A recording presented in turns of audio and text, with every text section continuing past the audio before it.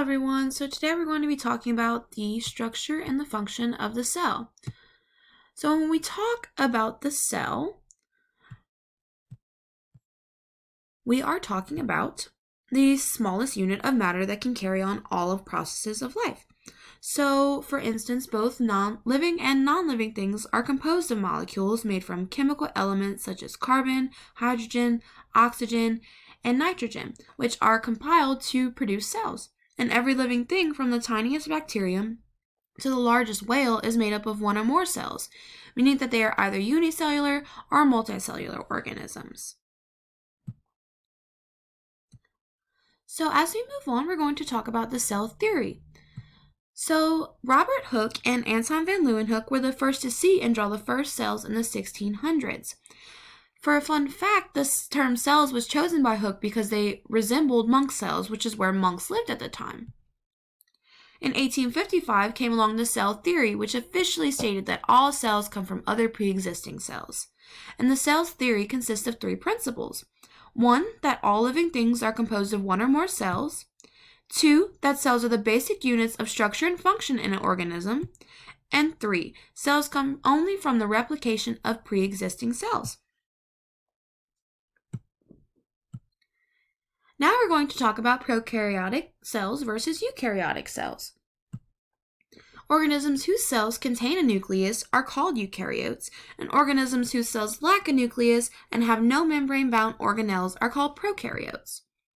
An example of a prokaryote would be a bacteria, or for instance E. coli, and a good example of a eukaryotic cell would be anything that's under the kingdom Protista, fungi, Animalia, Plantae, anything like that would be considered a eukaryotic cell.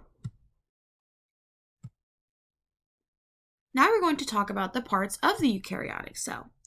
So the structures making up eukaryotic cells are determined by specific functions carried out by the cell, which means that there is no typical eukaryotic cell. Parts of the eukaryotic cell. We have the cell membrane, the cytoplasm, the nucleus, the nucleolus, the mitochondria, ribosomes, the endoplasmic reticulum, either smooth or rough, the Golgi apparatus, lysosomes, cytoskeleton, and cilia and flagella.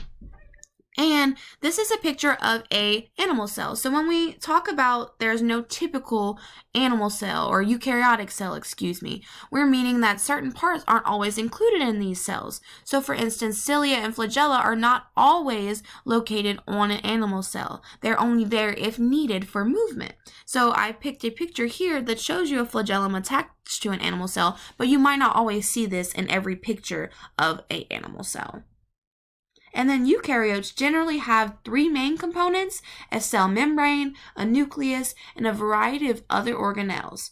But plant cells, they have three additional structures: cellulose cell walls, chloroplasts, and central vacuoles, which we'll get more into later on as we keep learning about the cell. So next we have the eukaryotic structures and their functions within these cells. So right here is a chart showing you what the name of the organelle is, where it's located, whether it's in plant cells or animal cells or both, a little description about it, and then also the functions of each organelle. Not listed here, though, are the cytoplasm and the ribosomes. So the cytoplasm is both in plant and animal cells. It's clear, thick, and a jelly-like substance where the organelles sit in the cell, and it functions in supporting the cell. While ribosomes are also in both plant and animal cells, they are small free bodies or are attached to endoplasmic reticulum, which would make it a rough endoplasmic reticulum, and they also function in the production of proteins. So now I'm going to show you a short little video giving you a little bit about, telling you a little bit about eukaryotic cells and their organelles and where they're located inside of the cell. Now, we'll learn about the eukaryotic cells. These are typically a lot bigger in size and more complex than prokaryotic cells. They have a defined cell nucleus which houses the cell's DNA. These are the types of cells we find in plants and animals. Let's see the component of cells. Membrane. This is the outer boundary of the cell, like the skin. It allows some substances in and keeps the extras out. Mitochondria. The cell gets energy from this. In the human body, food we have digested reacts with oxygen in the mitochondria to make energy for the cell. Ribosomes. Ribosomes are like tiny factories that make different things the cell needs to function, like proteins. Nucleus. The nucleus is the brain of the cell. It uses chromosomes to instruct the rest of the cell. Cytoplasm. This is the stuff that fills up the rest of the cell. The other components of the cell float around in the cytoplasm, and it's mostly water. Lysosomes. These guys clean up the place, getting rid of waste and other unwanted substances that may get into the cell.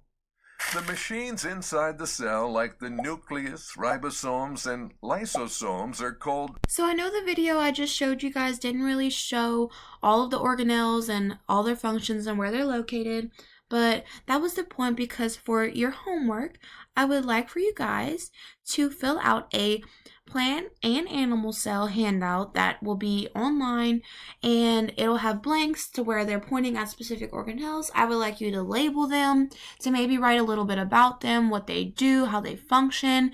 You don't have to go really into depth because we're just really starting out on this topic, but the more the better. Otherwise, thank you guys so much for watching this video. If you have any questions, please just let me know. And if you do not, have a great day, and I will see you soon.